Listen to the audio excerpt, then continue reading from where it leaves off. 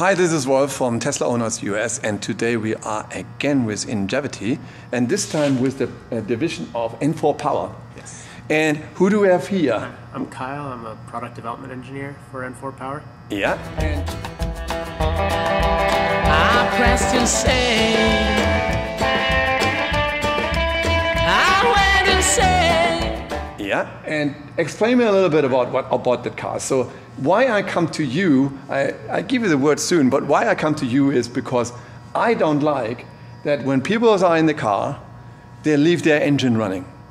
And actually in Germany you get a ticket for that, by the way. So not in the US, they let their engine running. If it's hot or cold, they want to cool it, or warm it, or sometimes without no reason, they just let the engine running. But you're doing something against that, of not having the engine running, consuming additional fuel, right? Yes. So can you explain that, please? Yes. So we install a electric air conditioning compressor in the vehicle in parallel with the OEM air conditioning compressor. And we put a battery pack in the rear of the vehicle, and that will power the air conditioning compressor and turn off the motor.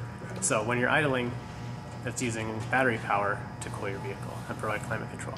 Okay, and then you have some other cool things I wanted to show, and you even put some panels on the roof, right? Yes. Well, for this car, this is one of your test cars, what you have there. So let's move that ladder, and then we can go to the roof a little bit, and let me show you the roof of that car.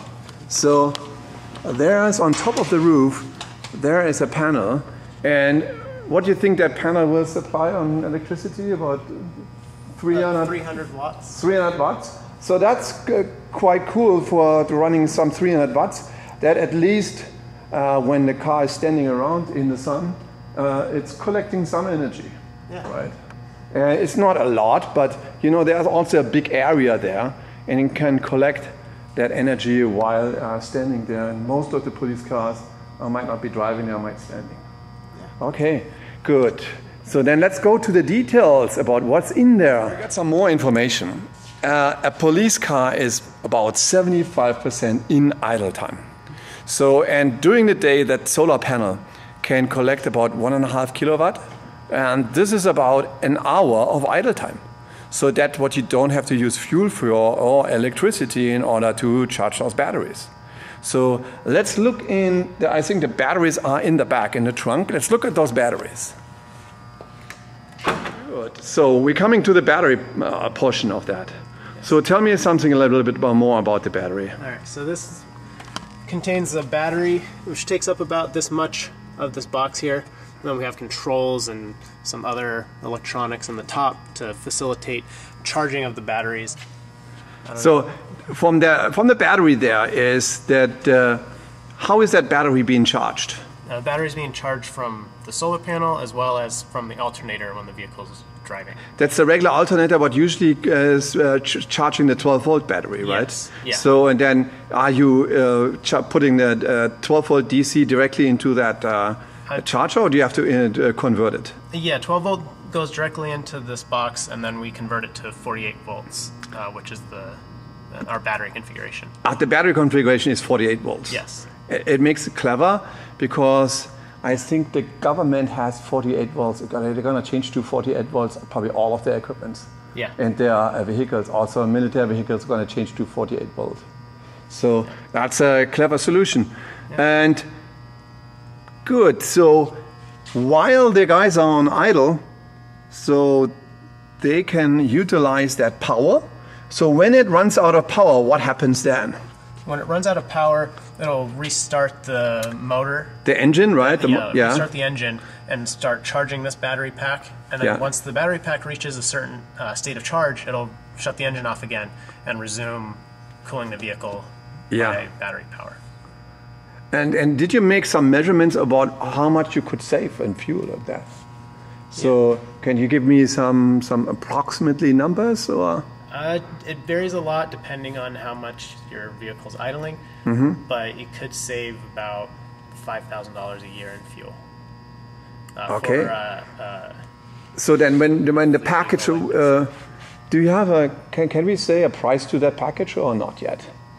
to We can say an approximate price? $5,000 and $10,000 depending. So between $5,000 and $10,000 depending from the configuration. So that means in 2 years that's been paid for, right?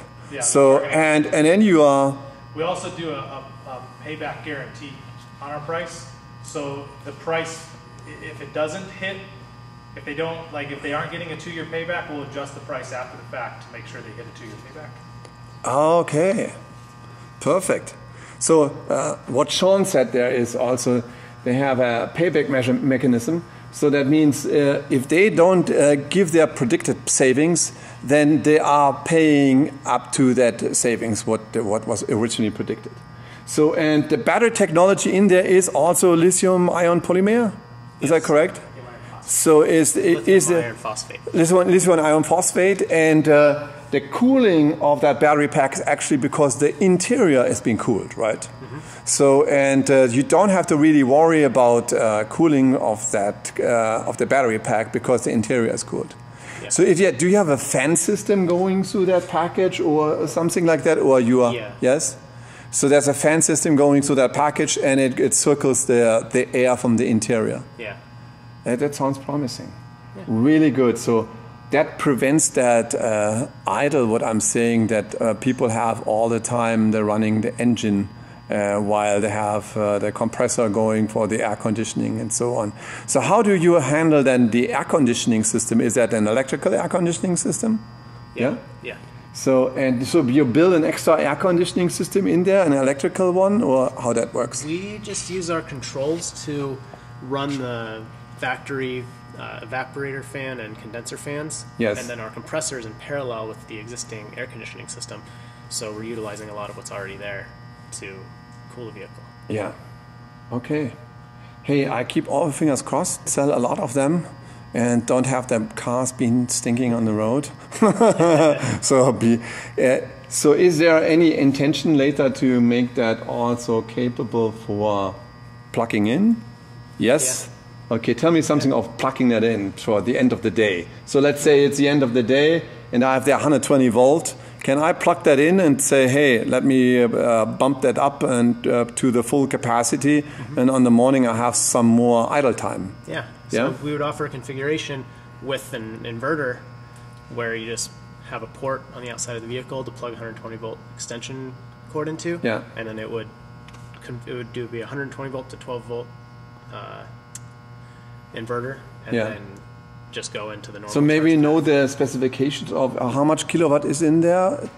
5 kilowatt. 5 kilowatt is in there. So you're charging in the 5 kilowatt, and the best is to charge it at night because then you don't pay so much, right? Yeah. Well, the government gets it for cheap anyway. And you're not using fuel to charge it. Okay. Yeah. And then not using fuel to charge it, yeah. So that 5 hours lasts you about how long idle time? Approximately 3 hours idle time? 3 to 4 hours. Yeah. 3 to 4 hours idle time, depending on usage. Yeah. And they sometimes have a lot of electrical equipment in there as well, their computer system and their PCs and what they have to call up the people and so on. And a whole bunch of communication equipment and so on, and lights, and okay. Hey, thank you very much for that introduction. I keep all the fingers crossed that you sell a lot of them, and good luck. All right. Thanks. Bye bye. I pressed and say